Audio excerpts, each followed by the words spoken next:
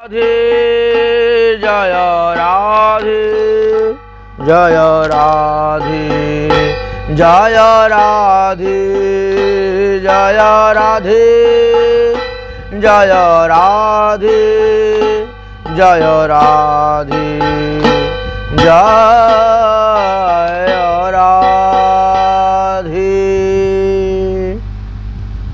बोलो श्रावण मास की शयन एकादशी की चातुर्मास्य व्रत आरंभ की जय जय श्री राधेश्याम निताई गौर हरि बोल। गुरुवे गौरचंद्राय राधिकायै तदालये कृष्णाय कृष्ण भक्ताय तद्भक्ताय नमो नमः। गत दुई पर्वते आमरा आजकेर এই শয়ন একাদশী ব্রত কিভাবে পালন করতে হবে, করলে পরে কি কি লাভ হবে, কে কে পালন করেছিলেন, কার কল্যাণ হয়েছিল তদ্বিষয়ে আমরা বর্ণনা করেছি। তার পরের পর্বতে চাতুর্মাস্য ব্রততে কি করণীয়, কি অকরণীয়, কি পালনীয়, কি বর্জনীয়, কিভাবে করবেন সেই বিষয়েও আমরা আস্বাদন করেছি। আজকের এই পর্বতে আমরা বলবো এই শ্রাবণ মাসে আমাদের কি কি করা কর্তব্য। বললেন যে শ্রাবণ মাসে শ্রীহরিকে কর্পূর, চন্দন, কস্তুরী, কুমকুম দ্বারা সুন্দর করে সাজাইয়া কেতকী পুষ্প দিয়ে ভগবানের পূজা করবেন। এই শ্রাবণ মাসে কেতকী পুষ্প দিয়ে ভগবান পূজার সবথেকে বেশি মাহাত্ম্যের কথা বর্ণন করে গিয়েছেন হরিভক্তি বিলাসে। দেখা যায় কেতকী পুষ্প দিয়ে পূজা এবং লবঙ্গ, এলাচি এই মাসে ভগবানকে দান করবেন। লং এলাচি ভগবানকে দানের বিশেষ মহিমার কথা বর্ণন করলেন। কিন্তু কোনো প্রকারেরই শাক এই মাসে খাবেন না।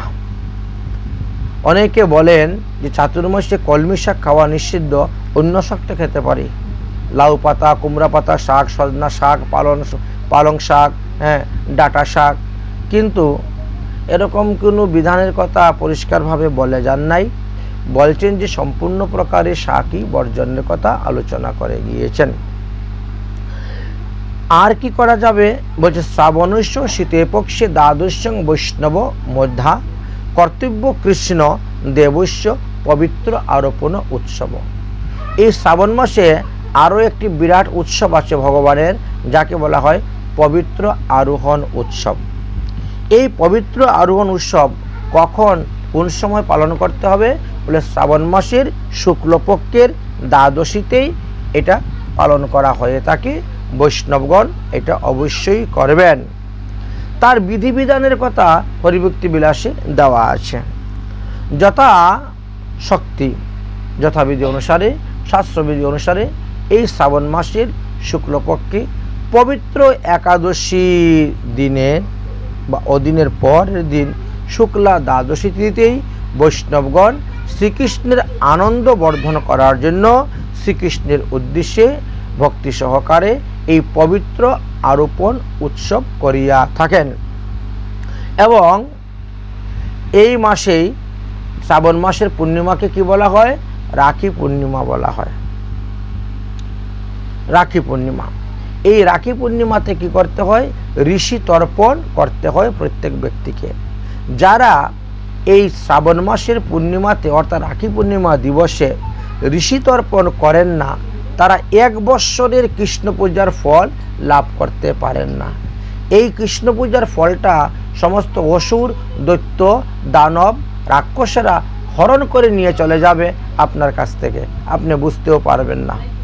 এই জন্য এই রাখি পূর্ণিমাতে আমাদেরকে করতে হয় ঋষি তর্পণ। পঞ্জিকার মধ্যে লেখা আছে ঋষিদের নাম উচ্চারণ করে করে এক এক অঞ্জলি জল প্রদান করতে হয়।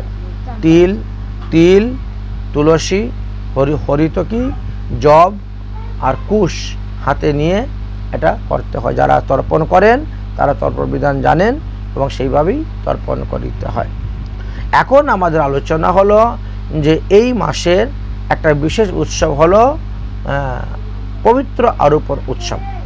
এই পবিত্র আরোপণ উৎসবটা কিভাবে করতে হয় সেটাই শুনে রাখা দরকার। পবিত্র আরোহণ উৎসবটা জন্য পট্টসূত্র প্রয়োজন হয়, অথবা কার্পাস সূত্র প্রয়োজন হবে, অথবা কাশিয়া থেকেও কুশ থেকেও সুতা তৈরি করে এটা তৈরি করা যায়। যেমন যজ্ঞ উপবিত পৈতা তৈরি করা হয় যেভাবে, সেভাবেই হয়, কিন্তু তার তৈরি করার পদ্ধতিটা সম্পূর্ণভাবে আলাদা। যেমন বিপ্রকন্যা কর্তৃক বিশুদ্ধ কার্পাসূত্র আনয়নপূর্বক প্রথমে 3 গুণ আকৃতি করিয়া তাহাকে আবার 3 গুণ করিতে হইবে, অর্থাৎ একটার মধ্যেই 9 গুণ থাকবে সুতার মধ্যে। তারপরে পঞ্চগব্য দ্বারা সেটাকে ভালো করে মাখাতে হবে, প্রক্ষালন করতে হবে। তারপরে গঙ্গার জলে ভালো করে ধুইতে হবে। ধোয়ার পরে 108টা গিট মারতে হবে। এক একটা শ্রীকৃষ্ণের মূল মন্ত্র বলা হবে, এক একটা গিট দেওয়া হবে। একবার শ্রীকৃষ্ণের মূল মন্ত্র বলা হবে, একটা গিট্ট মারা হবে সুতার মধ্যে। তাই শ্রীকৃষ্ণের মূল মন্ত্র পাঠ সহকারে অভিমন্ত্রিত করিবেন, আর এক একটা করে গিট দিবেন। তারপরে এক একটি শ্রেষ্ঠ মানে উত্তম, এইটা 3 ভাবে তৈরি করা যায়। এই পবিত্র মানে যজ্ঞ পবিত্র, এটা উত্তম, মধ্যম এবং কনিষ্ঠ 3 ভাবে হয়ে থাকে। 3 ভাবেই প্রস্তুত করা হয়ে থাকে। উত্তম, মধ্যম, কনিষ্ঠ কেন বলা হয়েছে? বললেন যে উত্তম যজ্ঞ উপবিদ যেটা তৈরি করা হবে পবিত্র, সেটাতে 108টা গিট থাকবে। মধ্যম যেটা তৈরি করা হয় সেটা 54টা গিট থাকে, আর যেটা কনিষ্ঠ সেটাতে 27টা গিট থাকে। উত্তম যেটা সেটা ভগবানের একেবারে গলার থেকে আরম্ভ করে চরণ পর্যন্ত লম্বা হয়। মধ্যম যেটা এটা কোমর বা উরু পর্যন্ত লম্বা হয়, আর কনিষ্ঠ যেটা সেটা নাভি বা হৃদয় পর্যন্ত লম্বা হয়ে থাকে। এই সমস্ত গিটের মধ্যে মধ্যে কেউ সোনা দেয়, কেউ রূপা দেয়, কেউ তামা দেয়, কেউ পদ্ম ফুলের বীজ দেয়, কেউ তুলসী কাষ্ঠ দিয়ে থাকেন, কেউ বা গুঞ্জা ফলও এর মধ্যে প্রদান করিয়া থাকেন। এইভাবে এই পবিত্র তৈরি করিতে হয়। অর্থাৎ মালার মতনই, পৈতার মতনই হবে, কিন্তু গিট মেরে মেরে সেটা তৈরি করতে হয়। একেই পবিত্র বলা হয়। এই পবিত্র ছোট, মনে করেন আপনার বিগ্রহ ছোট, তাহলে 108 গিটের তৈরি করে আপনার দেওয়া সম্ভব হচ্ছে না, তাহলে আপনি 36টা গিট দিয়ে তৈরি করতে পারবেন। বিগ্রহ আরও ছোট হলে 24টা গিট দিয়ে তৈরি করতে পারবেন। বিগ্রহ আরও ছোট হলে 12টা গ্রন্থি দিয়েও পবিত্র প্রস্তুত করা হয়ে থাকে। এই বিধানের কথা আলোচনা করা আছে। একটি গ্রন্থি হইতে অন্য একটি গ্রন্থি অর্ধ পর্ব দূর হবে। মানে এই যে আমাদের পর্ব বলা হয়েছে, হাতের আঙ্গুলগুলা 2টা দাগকে, এই এক একটা পর্বের ঠিক মধ্যখানে অর্ধ পর্ব, পুরাটা নেওয়া প্রয়োজন হবে না, অর্ধ পর্ব। সেই অর্ধ পর্ব দূর দূর আপনি পৃথক পৃথকভাবে গিট্ট প্রদান করবেন। এক একটা গিট্ট দিবেন, শ্রীকৃষ্ণের এক একটা মূল মন্ত্র বলবেন। তাহলে দেখা গেল প্রত্যেক গ্রন্থির দূরত্বটা সমানভাবে রাখতে হইবে। সূত্র দ্বারা প্রস্তুতকৃত এই গিট দিয়ে দিয়ে যে যজ্ঞ উপবিদ তৈরি করা হয়েছে মালার মতন দেখতে, এটাকে কেউ কেউ বা বনমালাও বলে থাকেন। আবার শিরুদ্দেশের মুকুট হইতে একবারে চরণ পর্যন্ত লম্বা যদি হয় সেটাকেও বনমালা বলা হয়ে থাকে।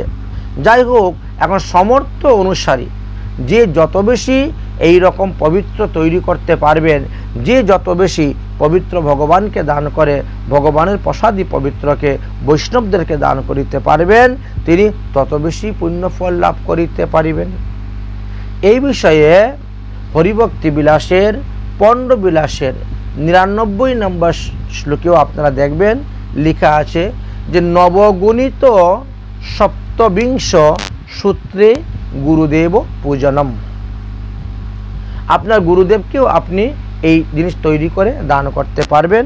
সেটা 9টা গুণ থাকতে হবে, সর্বনিম্ন 27টি গিট মেরে দিতে পারবেন।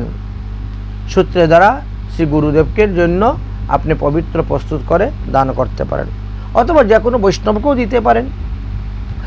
বৈষ্ণবগণ এইভাবে দশমীতে এই পবিত্রকে প্রস্তুত করা হবে, এর আগে তৈরি করলে হবে না। দশমী দিবসে এই পবিত্র প্রস্তুতপূর্বক গব্যঘৃত দ্বারা স্নান করাইবেন, গঙ্গার জল ধৌত করবেন, হলুদ এবং কুমকুম, অষ্টগন্ধা, কেশর চন্দন, শ্বেতচন্দন, অগুরু, কর্পূর, গোলাপ জল দ্বারা ধুইয়ে তারপরে ধূপের ধুমার উপরে রাখিয়া সুবাসিত করিতে হইবে। তারপরে শ্বেত বস্ত্রের দ্বারা এটাকে আবরণ করিয়া রুদ্রে শুকাতে হইবে। তারপরে বাঁশের একটা চুঙ্গার মধ্যে ভরতে হবে। বাঁশের একদিকে মুখ কেটে দিলেন, একদিকে খালি থাকলো, এইভাবে ঠুসে ঠুসে তাকে ভরতে হবে। বসার ভরে রেখে দিতে হবে। তারপরে সন্ধ্যার সময়ে আপনি অধিবাস করলেন, সন্ধ্যার সময়কালে অধিবাস করলেন, ব্রহ্মঘট স্থাপন করলেন, অধিবাসের কীর্তন করলেন। তখন এই উপবীত সহিত যে বাঁশের চুঙ্গিটা আছে সেটাও ব্রহ্মঘটের পাশে রেখে তাকে পূজা করতে হইবে। ব্রহ্মঘটের পাশে ব্রহ্মঘটের পূজা আলাদা হইবে, আর এই উপবীত গুড় সহিত এই যে বাঁশের চুঙ্গাটা আছে তার পূজা আলাদা হবে। ক্রিয়ালোপ বিঘাতারে তৌ তত্তায়াং বিপিতং প্রভু মৈত্রেতং ক্রিয়তে দেব তত্তুষ্টৌ পবিত্রাকম নামে বিঘিনো ভবেতি ততেরৌ করুণাতৌ দয়ামহি সর্বত্রা সর্বদা বিষ্ণু মমত্বং পরমাগতি। এইভাবে ভগবানের কাছে প্রার্থনা করিবেন। তারপর বিগ্রহ বা ব্রহ্মঘটের চতুর্দিকে আপনি বিভিন্ন দ্রব্য দিয়ে সেই ব্রহ্মঘটের পূজা করবেন। সেই ব্রহ্মঘটে ভগবানকে আহ্বান করবেন, পাদ্যর্ঘ্য প্রদান করবেন, আচমনি জল প্রদান করবেন, দন্তকাষ্ঠ প্রদান করবেন, গঙ্গার জল, কুশ, গঙ্গা মৃত্তিকা, হরিদ্রা, কুমকুম, রোচনা, পাদুকা যুগল, শুভ্র ছত্র, চামর, ব্যঞ্জন, জব, গম, ধান, দুব্বা, সরিষা, পান, সুপারি, পঞ্চামৃত, হরিতকি, দক্ষিণা ইত্যাদি দিয়ে সুর উপচারে আপনি সেখানে ভগবান বিষ্ণুর পূজা করিবেন। ভগবান বিষ্ণুর পূজা করার পর কি করবেন? ফল আদি ভোগ দিবেন। পৃথক পৃথক পাত্রেতে সুন্দর করে সাজাইবেন এবং ভোগ দিবেন। তারপরে নির্মলিখিত আর একটি মন্ত্রের কথা বললেন। এই মন্ত্রে বাঁশের চুঙ্গা থেকে সেই পবিত্রগুলাকে আজকে আপনি বের করবেন। ঢুকানো হলো দশমী দিবসে, আর বের করা হবে দ্বাদশী দিবসে। বের করলেন। বের করার সময় কি মন্ত্র বলা হচ্ছে? ওম সংবৎসরস্য যোগস্য পবিত্র করুণায় ভূ বিষ্ণু লোক পবিত্রাদ্য আগচ্ছোহে নমস্তুতে। এইভাবে তারপরে সেই সুতার ত্রিগুণের মধ্যে পূজা করবেন। কার? ব্রহ্মা, বিষ্ণু, মহাদেব। এই সুতার মধ্যে তিনটি গুণের পূজা করিতে হইবে। ব্রহ্মা, বিষ্ণু, মহাদেবের পূজা করিবেন। কিভাবে? আতপ চাউল দিবেন, চন্দন দিবেন, হলুদ নিবেন আর সাদা ফুল নেবেন, নিয়ে পূজা করা হলো। এইবার এই যে যজ্ঞ উপবীতের মধ্যে 9টি সুতা থাকে, 9টি গুণ, এই 9টি গুণের মধ্যে 9 জন দেবতাকে পূজা করিতে হইবে। প্রত্যেকটি ভগবান বিষ্ণুর প্রসাদী দ্রব্য দ্বারাই পূজা করা হইবে। এতৎ ভগবত প্রসাদী পুষ্প, সচন্দন পুষ্প, প্রণবায় নমঃ, এত সচন্দন পুষ্প, বায়ুবে নমঃ, সচন্দন পুষ্প, বহ্নি নমঃ, সচন্দন পুষ্প, ব্রহ্মায় নমঃ, ভগবত প্রসাদী সচন্দন পুষ্প, নাগায় নমঃ, সচন্দন পুষ্প, চন্দ্রায় নমঃ, সচন্দন ভগবত প্রসাদী পুষ্প, সূর্যায় নমঃ, সচন্দন ভগবত পুষ্প, শিবায় নমঃ, সচন্দন ভগবত পুষ্প, বিশ্বদেবঃ নমঃ। এক একটা গ্রন্থির পূজা করিয়া গ্রন্থি দেবতার পূজা করিতে হয়। যেমন ধরো ক্রিয়া, পৌরুষ, বীরা, চতুর্থী, অপরাজিতা, জয়া, বিজয়া, মুক্তিদা, নবমী, দশমী, মনোহারী, সদাশিবা, সর্বমুখী, চিত্রাঙ্গ, বিচিত্র, লাবণ্য, শত্রুমতঃ, লক্ষ্মীপদ, নিবৃত্তরূপী, বেগগামী, শ্রীসহ, সম্পদ দিবসতে, কানীয়, এইভাবে অনেক অনেক নামের কথা আলোচনা করা আছে। এইভাবে গ্রন্থগুলিকে পূজা করতে হবে। উত্তমভাবে উত্তরমুখী অথবা পূর্বমুখী হইয়া এবার সেই পবিত্রটাকে হাতের মধ্যে নেবেন। হাতের মধ্যে নিয়ে মন্ত্র বলবেন, ওম সর্ব আবরণ চিত্রাঙ্গ সর্বদেব নমস্কৃত লাবণ্য রূপ বিশ্বাত্মানাম জ্যেষ্ঠং সুতর সমাশ্রয়। এই বলে সেই পবিত্রকে নিয়ে প্রণাম করবেন। প্রণাম করার পরে সেটা ভগবানের চরণে নিবেদন করিতে হইবে। কিভাবে নিবেদন করবেন? মন্ত্র বলে, ওম সর্বলক্ষ্মী করৌ সৃষ্ট সর্বজ্ঞান রসাত্মক নিবৃত্ত রূপ বিশ্বাত্মানং মধ্যসূত্রং সমাশ্রয়। তারপরে কনিষ্ঠ, মানে এক একটা করে আপনি পৈতা নেবেন। উত্তম পৈতা একভাবে নেওয়া হলো, মধ্যম পৈতা নেওয়া হলো, এবার কনিষ্ঠ পৈতাটা নেবেন। কনিষ্ঠ পৈতাটা হাতে নিয়ে মন্ত্র বলবেন, ওম অতিবেগ মরুদানে পুরুষাত্মন দিব্যস্পতে কিরণ্যহি প্রভুদেব তেজস্বা সূত্রমাশ্রয়। অর্থাৎ ভগবানকে প্রার্থনা করলেন যে হে ভগবান, আপনার যে তেজ আছে সেই তেজটা এই পবিত্রের মধ্যে আপনি অর্পণ করুন। এইভাবে ভগবানকে স্তুতি করা হয় এই যজ্ঞ পবিত্র ধারণ করেন। তারপরে পট্টদড়ি দ্বারা শ্রীকৃষ্ণের দক্ষিণ হস্তটাকে বন্ধন করে দিবেন। আমরা যেভাবে হাতের মধ্যে লাল সুতা, হলুদ সুতা বাঁধি, ঠিক তেমনিভাবে ভগবান শ্রীকৃষ্ণের হস্তকেও বন্ধন করিতে হয়। ওম সংবরস্য কৃত অর্চয়াত সম্পূর্ণ ফল দু অপি ইয়াত পবিত্রম কর্ণয়াত কৃতোত্তু ধরতে নমঃ।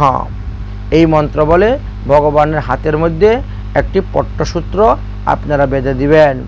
তারপরে ভগবানকে আপনারা শ্রদ্ধার সহিত, ভক্তির সহিত, প্রেমের সহিত প্রণাম করিবেন। আগচ্ছ ভগবতে নিশৌ বিধি সম্পূর্ণ কারক প্রাতস্ত্বং পূজয়িষ্যামি সান্নিধ্যম কুরু কেশব।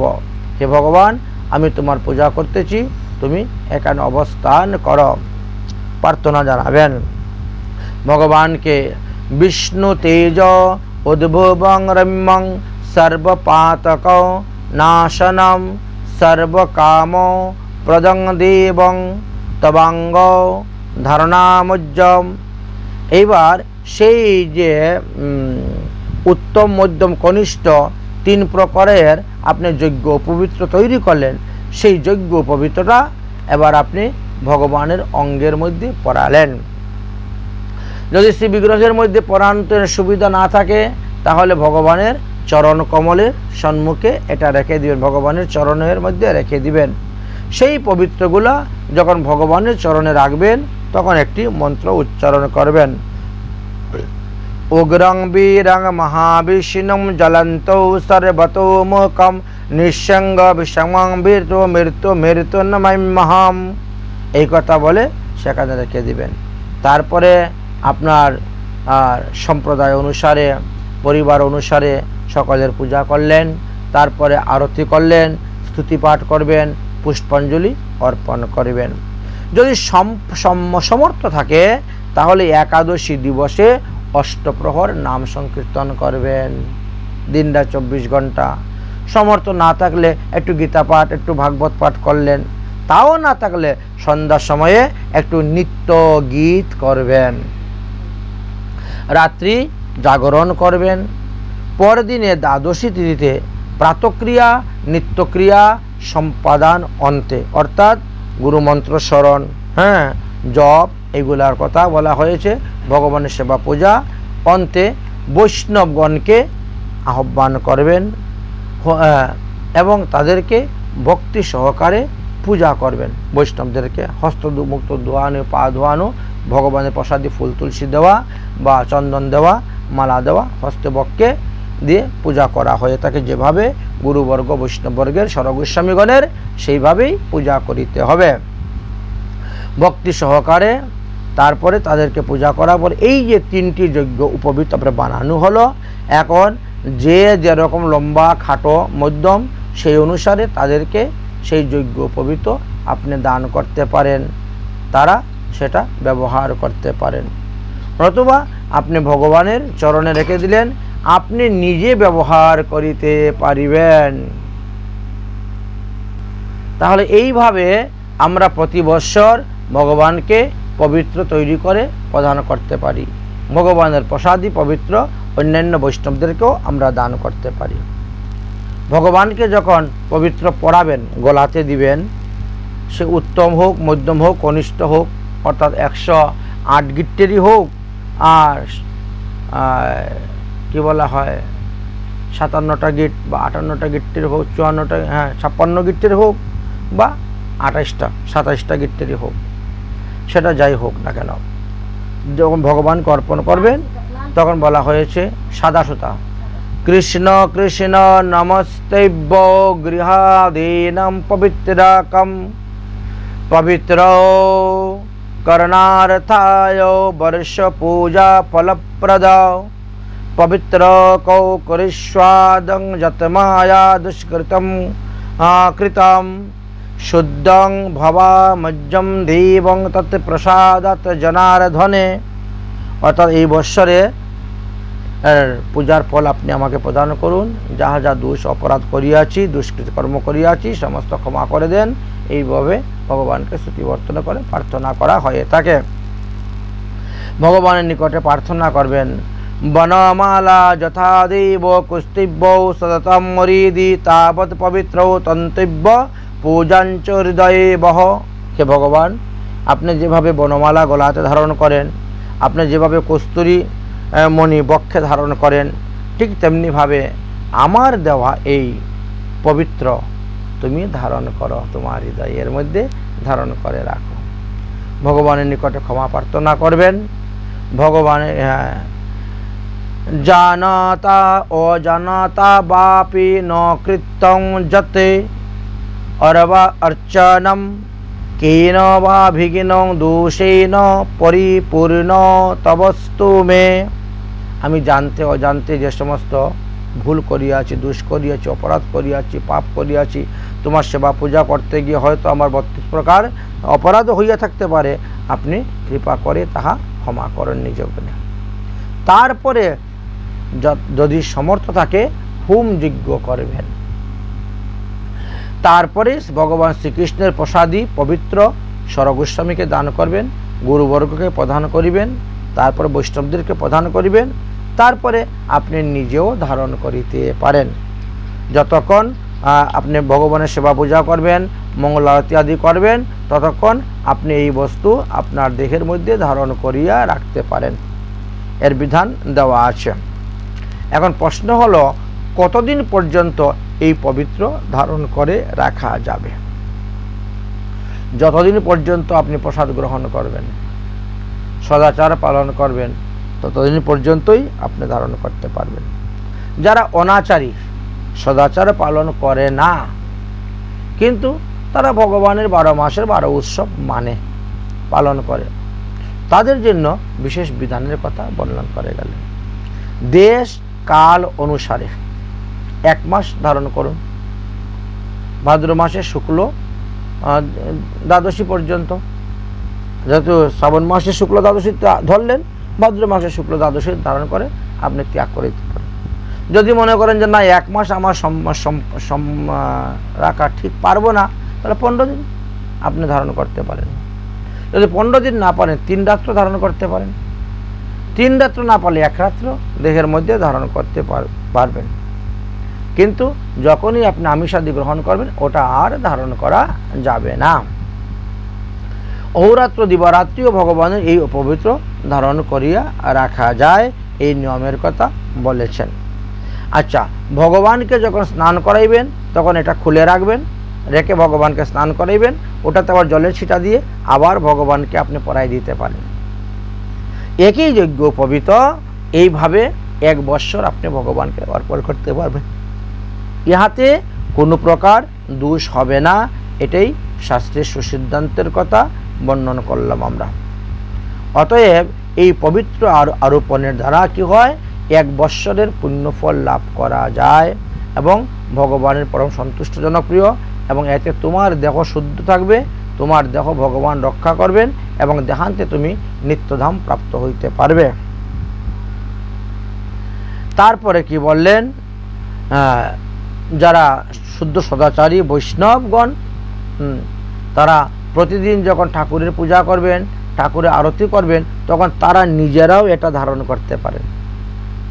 আরতির সময়, পূজার সময় আবার তিনি খুলে রেখে দিলেন, আবার তিনি ধারণ করতে পারেন। কেবল ব্রহ্মচারী এবং প্রসাদভোজী বৈষ্ণবগণেরই এটা বিশেষ করে বিধান, মৎস্যভোজীদের ক্ষেত্রে সবসময় ধারণ করার বিধান নাই। যদি কেউ শ্রাবণ মাসের দ্বাদশীতে পবিত্র আরোপণ উৎসব অনুষ্ঠান করতে না পারেন, তাহলে ভাদ্র মাসে শুক্লা দ্বাদশীতে অবশ্যই আপনাকে এই উৎসব করিতে হইবে, আপনি করিবেন। যদি কেউ এই পবিত্র গলায় ঠাকুরের গলা হইতে বিসর্জন করিয়া জলে বিসর্জন করে বলে আমি নিজেও ধারণ করব না, ঠাকুরের গলায়ও রাখব না, তাহলে একটা মন্ত্র বলে আপনাকে বিসর্জন করে সেটাকে জলের মধ্যে ফেলতে হবে। ওম সংবৎসরারিরং শিবিরং পূজ্যম সম্পাদং বিধির মমঃ ব্রজেদানিং পবিত্রতো বিষ্ণু লোকং বিসর্জিতম। এই মন্ত্রের দ্বারা সেই পবিত্রকে কোলে বিসর্জন করে দিতে হয়। এই উৎসব ইচ্ছা করিলে আপনি প্রতি বৎসরই পালন করিতে পারবেন। এই পবিত্র আরোপণ উৎসব যতদিন পালন করবেন ততদিনেই আপনার লাভ আছে, কোনো লোকসান নেই। এই শ্রাবণ মাসেই আমাদের রাখি বন্ধন উৎসব আসতেছে।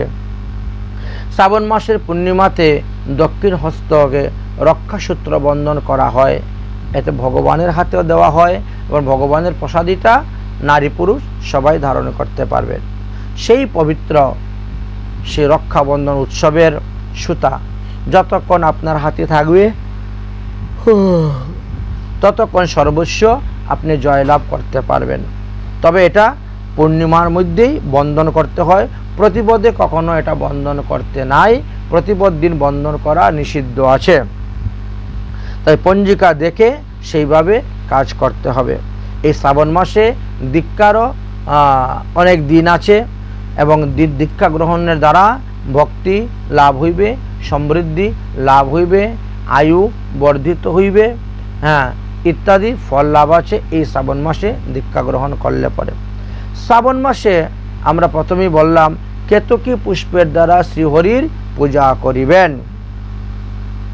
যদি কেতকী পুষ্পের দ্বারা ভগবানের পূজা করতে পারেন, একটা কেতকী পুষ্প ভগবানের চরণে অর্পণ করিলে লক্ষ লক্ষ জন্মের পাপ পাতকী হইতেও মানুষ মুক্তি লাভ করতে, অর্থাৎ সর্ব পাপ তাদের বিনষ্ট হয়ে যায় এবং দেহান্তে তারা হরিধামে গমন করিতে পারেন। এই শ্রাবণ মাসেই আমাদের ঝুলন উৎসব হয়ে থাকে। শ্রীধাম বৃন্দাবনে 13 দিন পর্যন্ত ঝুলন হয়, অন্যান্য জায়গায় কেউ 4 দিন ঝুলন করে, কেউ বা 1 দিন ঝুলন করিয়া থাকেন। তাই এই ঝুলন পূর্ণিমা সম্পর্কে আমাদের গুরু মহারাজ সুসুন্দর গ্রন্থ লিখে গেছেন। সাধুমুখে হরিকথা 2য় খণ্ডের 223 পৃষ্ঠা হইতে 249 পৃষ্ঠা পর্যন্ত এই ঝুলন তত্ত্বের কথা আলোচনা করে গিয়েছেন। এই যে ঝুলন লীলা, এই লীলা কাহাকে বলা হয়?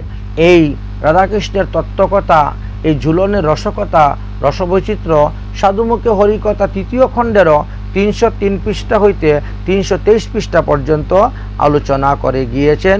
অর্থাৎ সাধুমুখে হরিকথা 2য় খণ্ড এবং 3য় খণ্ড উভয় খণ্ডের মধ্যেই লেখা আছে। এই যে সামনে আমাদের রাখি পূর্ণিমা আসতেছে, গুরু পূর্ণিমার পরের পূর্ণিমাকে রাখি পূর্ণিমা বলা হয়। সামনে যেটা আসতেছে 3 দিন পরে এটাকে গুরু পূর্ণিমা বলা হয়।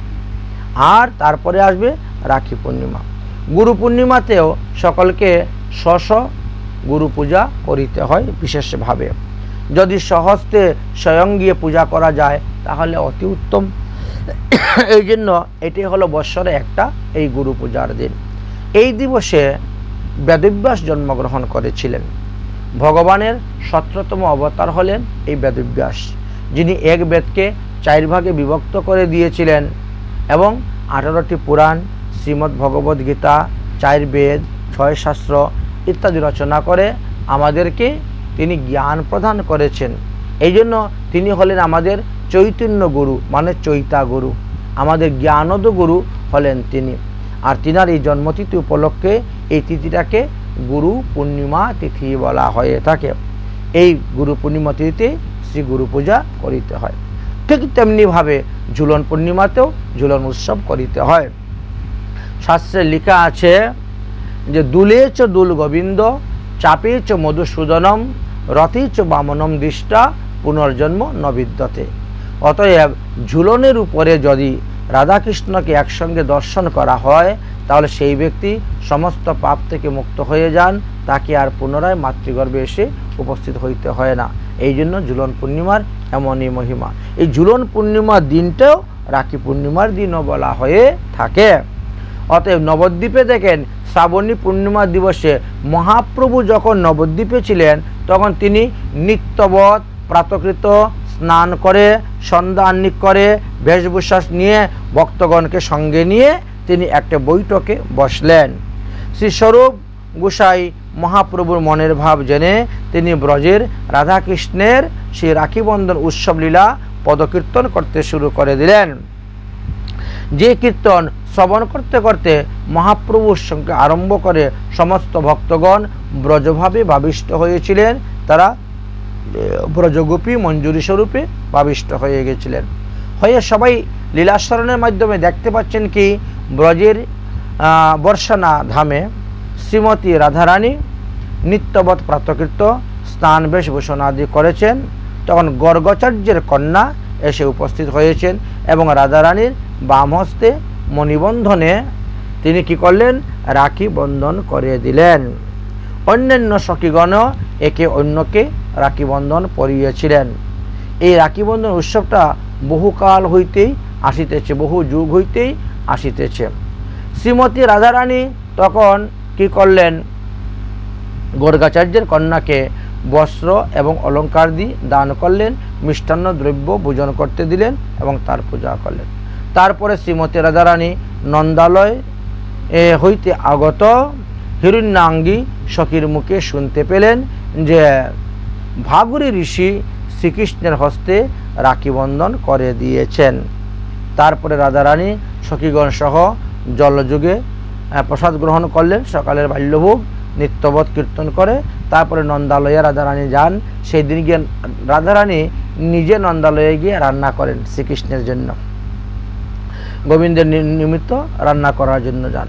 তো তাই ভাগুরী ঋষির পত্নী আবার শ্রীমতী রাধারানীর হাতে আরেকটি রাখি বন্ধন করে দেন। এইভাবে এক একজনে 2টা 4টা 5টা 7টা 10টা রাখি ধারণ করতে পারেন। শ্রী রাধারানী দণ্ডবত প্রণাম করত। তার মন জেনে বললেন যে আপনি অনুগ্রহপূর্বক আমার পিত্রালয়ে দর্শন দান করিবেন। এইভাবে পিত্রালয়ে গমন করিলেন। বাকি সমস্ত লীলা নিত্যবতী হয়ে থাকে। তো এইভাবে এই ঝুলন পূর্ণিমা, রাখি উৎসব এগুলা বহুদিন আগের থেকে পরম্পরাভাবে চলে আসতেছে। আর আমরাও যদি সেটাকে পালন করি এতে আমাদেরই মঙ্গল হবে, আমাদের কল্যাণ হবে। শাস্ত্রে আমাদেরকে এই সিদ্ধান্তের কথাই বর্ণন করে গিয়েছেন। তো যে যতটা মানতে পারেন তার ততটাই ভালো। রাখি পূর্ণিমা উৎসব মানুন, ঝুলন পূর্ণিমা মানুন, গুরু পূর্ণিমা পালন করুন আর এই পবিত্র আরোপণ উৎসবও পালন করবেন। যে যতটা পালন করবেন ততটাই তার সঙ্গে যাবে। এই যে জীবাত্মা, আমাদের দেহটা এখানে পড়ে থাকবে, কিন্তু জীবাত্মা কি করবে, আমাদের স্বভাব, আমাদের পাপ, আমাদের পুণ্য, আমাদের সংস্কার এগুলাকে সঙ্গে করে নিয়ে চলে যায়। এই জন্মে আমরা যতটা অগ্রসর হতে পারবো, পরজন্মে আরেকটু অগ্রসর হবো, তার পরজন্মে আরেকটু অগ্রসর হতে পারবো। আমরা তো ভাগবতে দেখলাম যে ভরত মহারাজ 3 জন্মে গিয়ে তিনি ভগবান পদপদ্ম লাভ করতে পারলেন। তো ঠিক এমনিভাবে ভজন তো আর নষ্ট হয় না। যে যতটা ভজন করতে করতে করতে করতে অগ্রসর হতে পারো, তিনি আর ততটাই সঙ্গে যাবে, ততটাই লাগাবে। ভজন কখনো নষ্ট হয় না। এই যে তুমি আজকে ব্রত থাকলে, আজকে শয়ন একাদশী করলে, আচ্ছা হয়তো বা পরেরটা তুমি করতে নাও বা পারলে, কিন্তু এইটা তো থেকে গেল, এই পুণ্যটা থেকে গেল, এটা তো নষ্ট হলো না। পাপ পাপই থাকবে, পুণ্য পুণ্যই থাকবে। এখানে কোনো হিসাব নিকাশে যোগ বিয়োগ হবে না যে এতটুকু পুণ্য এতটুকু পাপ মাইনাস করে নেই, করে যতটুকু থাকলো ততটুকু না। পাপের ফলটাও তুমি ভোগ করবা, পুণ্যের ফলটাও তুমি ভোগ করবা। তবে ভক্তিকে সংযুক্ত করে কর্ম করে তুমি ইচ্ছা করলে পাপের বিনাশ করতে পারবে।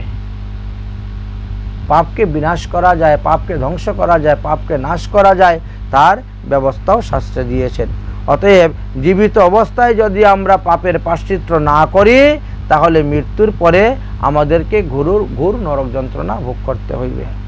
অতএব জীবিত অবস্থায় পাপের প্রায়শ্চিত্ত স্বরূপ ভগবানের 12 মাসে 12 যাত্রা, ভগবানের 12 মাসে 12 উৎসব, 12 মাসে 24টা একাদশী, অষ্টমহা দ্বাদশী, জয়ন্তী আদি ব্রত, সাধুগুরু বৈষ্ণব সেবা, ভাগবত পাঠ, গীতা পাঠ শ্রবণ, অষ্টপ্রহর নামযজ্ঞ ইত্যাদি দ্বারা কলিহত জীব অনায়াসে সমস্ত পাপ থেকে উদ্ধার হইতে পারবেন। এটি সমস্ত শাস্ত্রে ভুরি ভুরি বর্ণন করে গিয়েছেন। তাহলে এই পবিত্র আরোপণ সম্পর্কেই আমাদের আলোচনা করা হলো। আগামী দ্বাদশীতে সবাই চেষ্টা করবেন যে এইভাবে পবিত্র তৈরি করিয়া ভগবানকে পবিত্র অর্পণ করার জন্য। আর আপনারা চেষ্টা করবেন যে ঋষি তর্পণ করার জন্য। ঋষি তর্পণের মহিমার কথা বলা হয়েছে, ওই যে ঋষি তর্পণ করাও ভালো।